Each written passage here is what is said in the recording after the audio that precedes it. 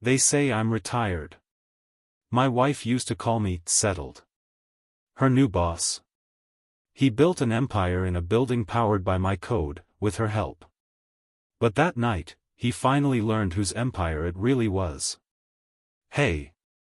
Before I take you deep into this wild ride, do me a favor, please like this video and listen to my story till the end.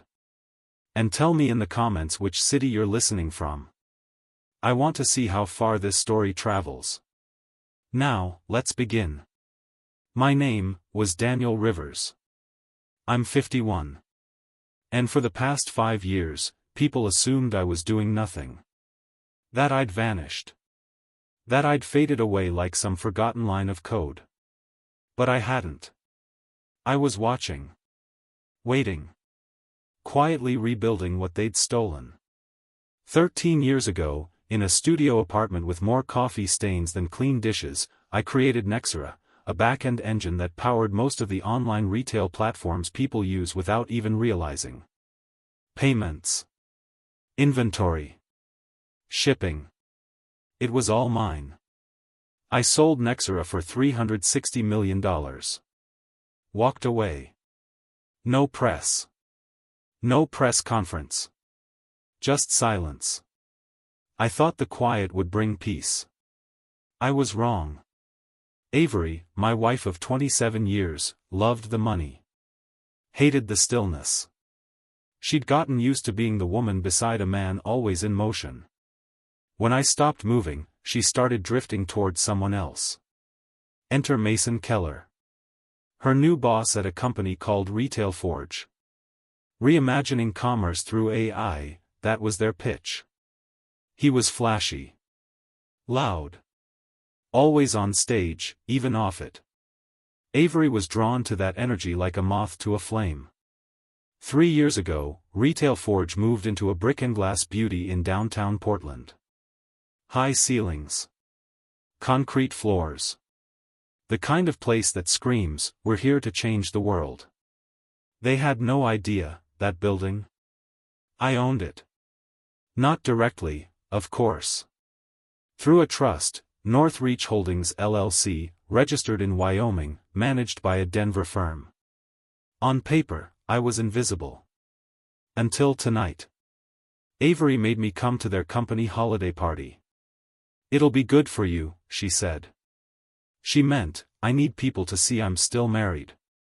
So I stood there in the corner, nursing an old-fashioned, watching her laugh a little too loudly at Mason's jokes, lean in a little too close. Our kids weren't there. Noah was in Tokyo for a tech conference. Ellie was knee-deep in her MBA. Reese, our youngest, was in college. Just me, the ghost in the room. And then, it happened. I shifted my weight. Something slipped from my jacket. My wallet hit the floor with a dull slap. My building access badge skidded across the marble like a forgotten truth trying to be seen. Mason, all charm and charisma, bent down with a grin. He picked it up casually, and then froze. Completely. Not just a pause. A full system crash. His eyes locked on the name etched in silver. D. Rivers, Northreach Holdings, owner access. The color drained from his face. He looked up at me. His hands trembling slightly. Eyes wide. Jaw slack. He whispered, low enough for only me to hear. "Does your wife know who you are?" I smiled. Just a flicker. I took the badge back and slid it into my pocket. "She knows," I said softly. "She just forgot what I'm capable of." Hey, pause for a second. If you were in Mason's shoes right now, what would you do? Comment below, would you run, confess, or pretend nothing happened? Now back to it. Mason backed away like he'd touched a live wire. He was rattled. Shook. Looking around for help, for meaning, for Avery. She showed up beside him seconds later, blissfully unaware. "Everything all right?" she asked, sipping champagne. He stammered, "Yeah. I just..." I need to make a quick call. He walked out onto the balcony, fumbling with his phone. Avery turned to me, eyebrows raised. What was that all about? I took a sip of my drink. I think Mason just remembered something important. She blinked, confused. But I didn't explain. Let the silence speak. The music swelled. Someone shouted for a toast. The party went on. But the mood had shifted. Reputation. Power. Secrets. Everything had just changed. But the real storm? That came when we got home. Because Mason wasn't the only one who realized what I'd been hiding.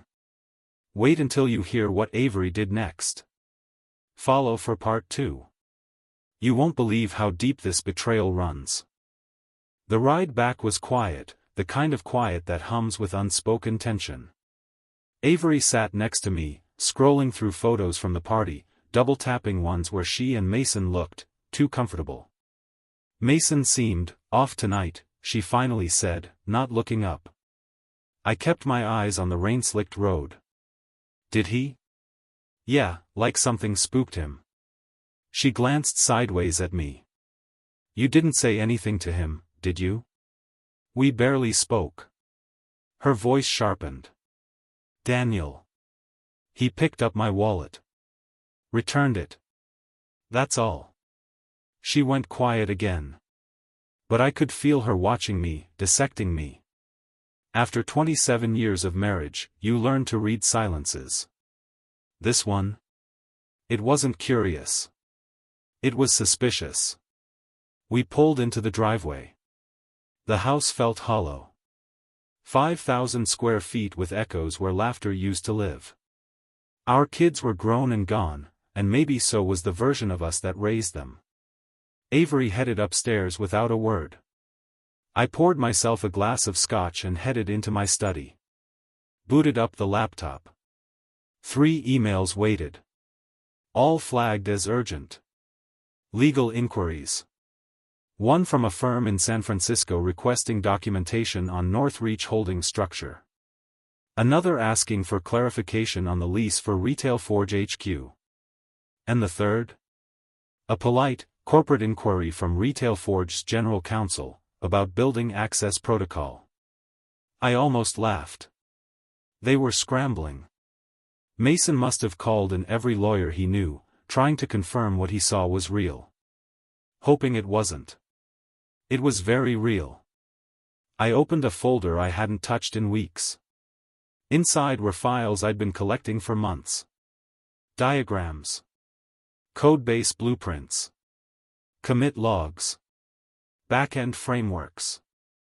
Everything Retail Forge was using to power its platform looked far too familiar. Because it was built on Nexera. My code. My architecture. My logic patterns. The bones were mine. And Avery?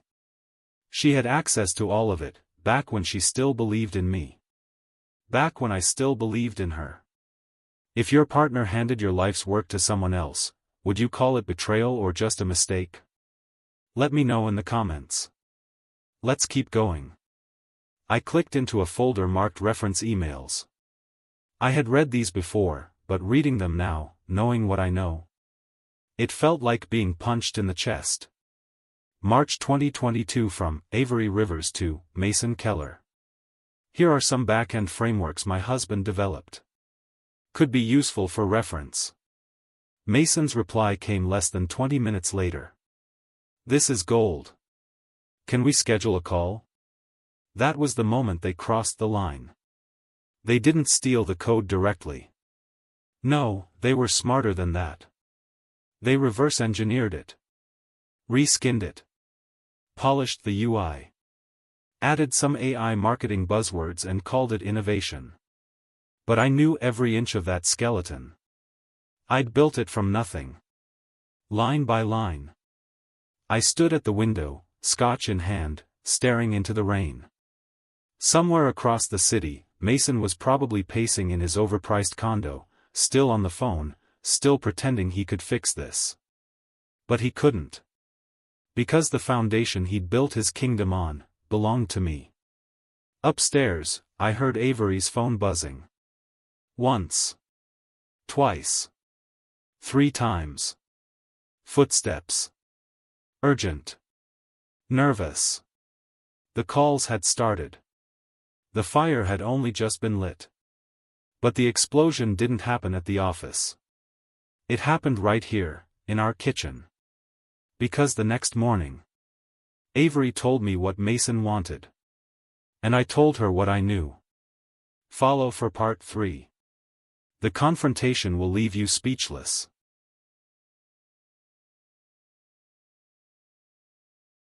I woke up at 5:30, just like always. The side of the bed where Avery should have been. Cold. I found her downstairs. Fully dressed. Phone to her ear. She ended the call the moment she saw me. Mason wants to meet, she said flatly. No good morning. No smile. Just a battlefield report. He says it's urgent. Involves you.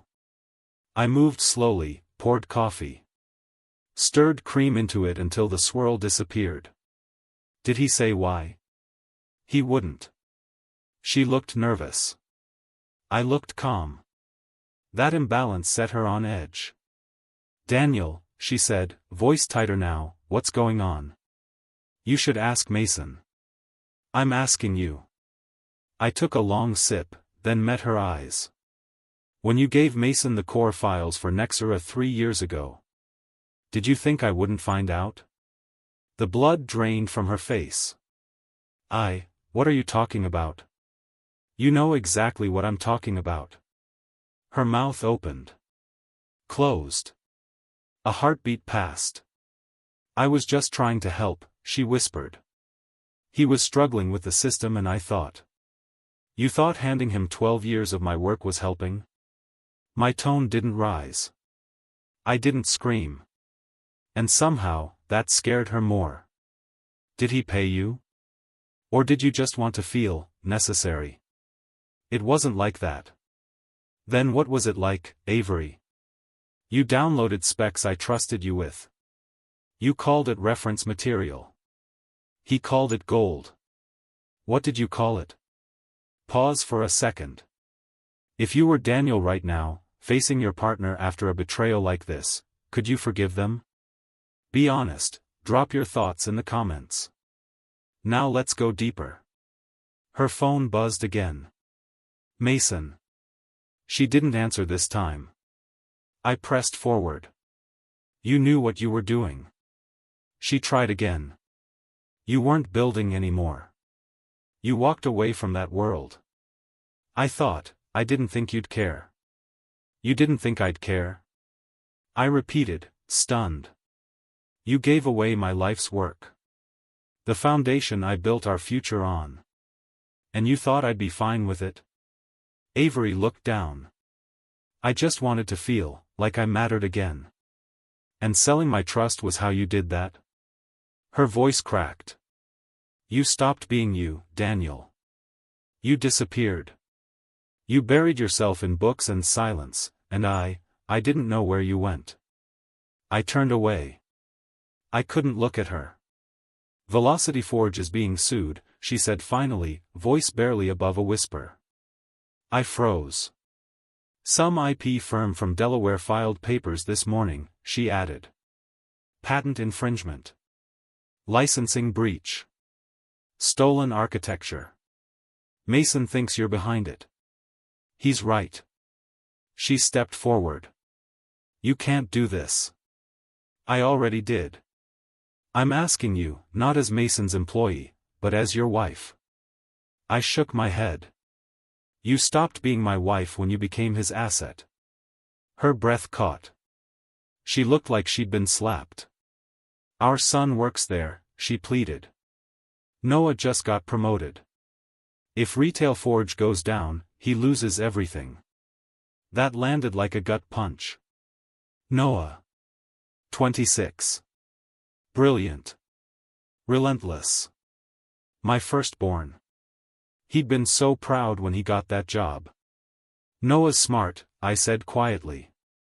He'll land on his feet. Her eyes brimmed. Not if his own father torpedoes the ship he's sailing. I looked at her, really looked. The woman I married. The woman I built everything for. Somewhere along the way, she stopped being my partner, and became someone I couldn't trust. I am thinking about family, I said. I'm thinking about what you did to ours. That was just the beginning. Because after Avery, it was Noah who called. And nothing could have prepared me for what he said. Follow for part 4. When your child calls you the villain, it changes everything. Noon. I was in the study, reviewing legal documents, when my phone lit up. Noah. I hadn't heard from him in days. Dad, he said, clipped and cold. We need to talk. What about? About why my boss just got served with a lawsuit that mentions your name 17 times. I leaned back in my chair. Calm. You read the filing.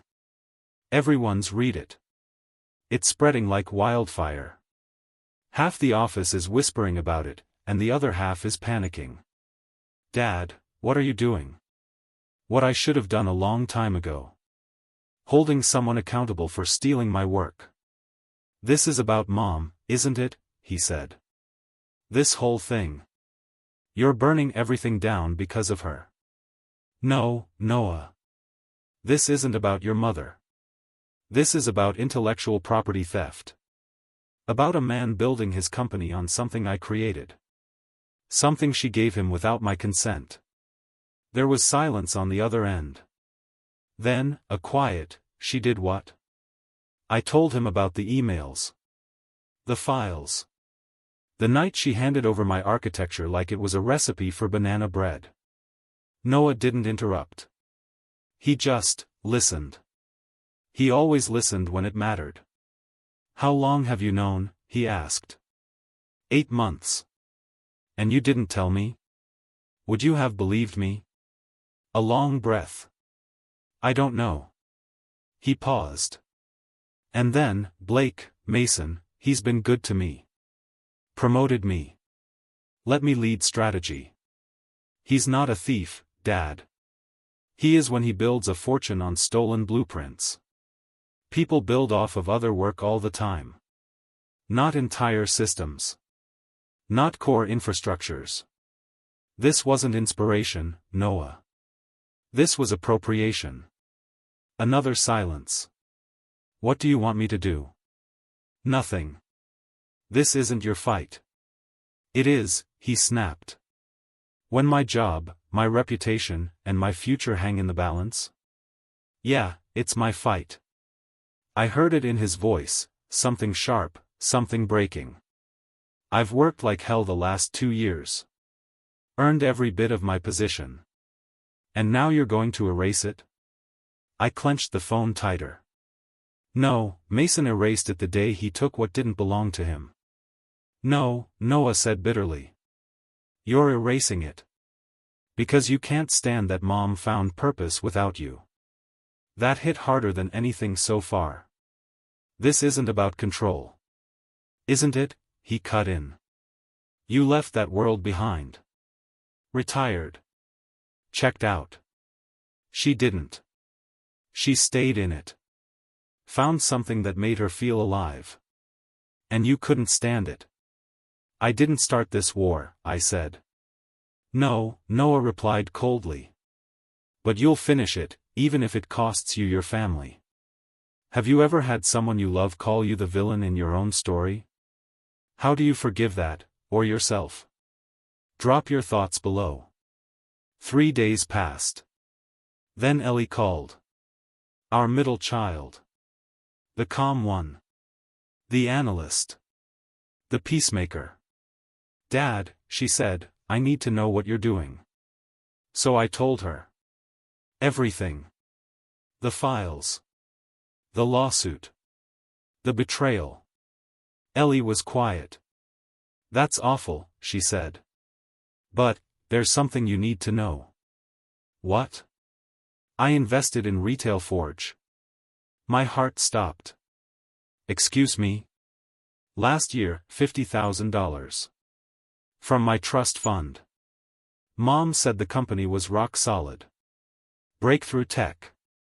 She said you weren't building anymore. Her voice trembled. She said you'd moved on. My mind spun. My daughter's savings, tied into a company built on lies. And there's more, Ellie said, regaining her composure. For a class project, I dug into their financials. Public records. Investor decks. She took a breath. Dad. Retail Forge is valued at $480 million. But they're raising that money based on your tech. I swallowed hard. They're betting their future on something they don't own. They're lying to investors, Dad. And if this lawsuit goes nuclear, they lose everything. No, she said. I lose everything. There it was. The weight. The cost. What do you want me to do, Ellie? Just let them keep stealing from me? No, she said softly. I want you to make them pay for it. But I want you to negotiate. License it. Take control. Don't destroy it. And then she whispered something that broke me. Noah's getting married. Next summer. To Mason's marketing director. They met at Retail Forge. If the company collapses, so does their wedding. Their future. I closed my eyes. You're not just burning down a company, she said. You're burning down everything we've built around it. And just when I thought I was ready to end it all, the kids came home. All of them. Together. What they did next changed everything. Follow for part 5. The final chapter. The choice that changed all our lives.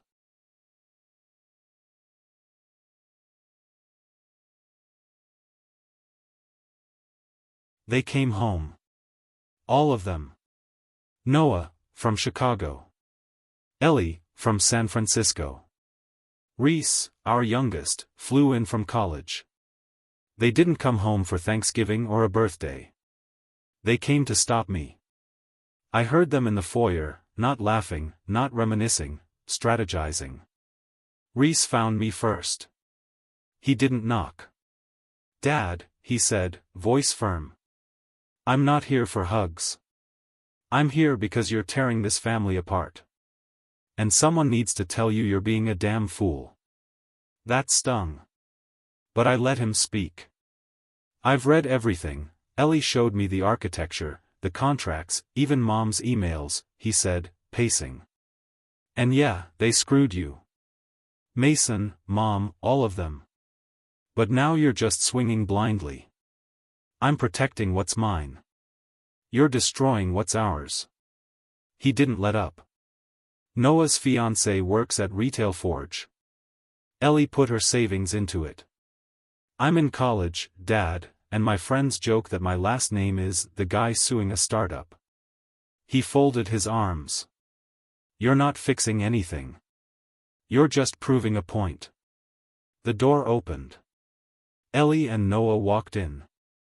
Laptop. Legal files. Arguments. United front. We're having a family meeting, Ellie announced. Right now. We sat in the living room. The same room where we used to open presents on Christmas morning. Now it felt like a courtroom. Ellie opened her laptop and projected a presentation. Charts. Numbers. Cold facts wrapped in warmth. Retail Forge is valued at nearly $500 million, she began.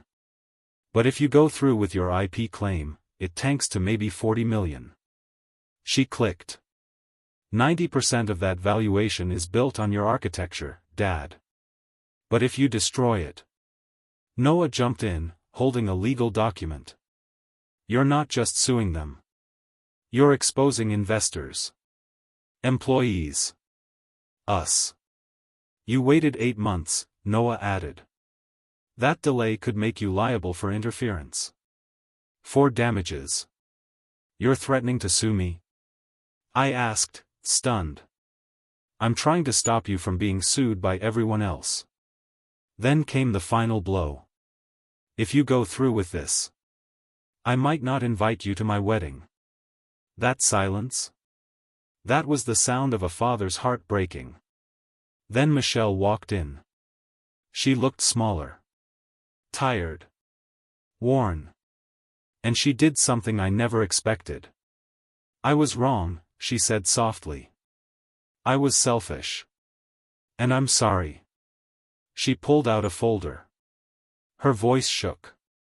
I've signed over all my equity in Retail Forge. Transferring it to you. And I resigned this morning. She laid it down like a confession. And for once, I saw the woman I once loved. I don't expect forgiveness, she said. But I won't let my mistake destroy our kids. The room went still. Ellie stepped forward. Dad, she said gently, Mason offered you full ownership. Take it. Run it. Put your name back on what's yours. But please, don't burn it all down. Noah added, if you tear this company apart, you don't just ruin your legacy, you ruin all of ours. Reese, voice cracking, please, Dad. Just this once, choose us. I didn't sleep that night. At 6 a.m., I called my attorney. Draw up the papers, I said. Full transfer. I'm taking the company. But, I added, Michelle's equity goes to Ellie. All of it. She deserves it. Later that day, we met with Mason. He looked exhausted. Defeated. Hollow. I'll sign, he said. I'll admit it. Publicly. Just, let the company live. He signed. Every page. Every clause. And then I slid him one last document. A termination letter. What? He stammered. You don't get to stay, I said. No consulting. No golden parachute. Just the truth. He nodded. I deserve that. He looked at me. And for the first time, he looked like a man, not a fraud. When it was over, Michelle asked me quietly, what now? Now, I said, you move out. I wasn't angry anymore. Just done. 27 years of marriage, gone. But I had my children. I had my company. I had myself. 3 months passed. Retail Forge, now under my leadership, was thriving. Noah got promoted again. Ellie's investment doubled. Reese came home for Thanksgiving. We all sat around the table, fractured, but present. But then, one Tuesday morning, my receptionist buzzed. There's someone here to see you. Says it's personal. Who? A woman. Catherine Brennan. I didn't know the name. She walked in. Mid-50s. Graceful. Sad eyes.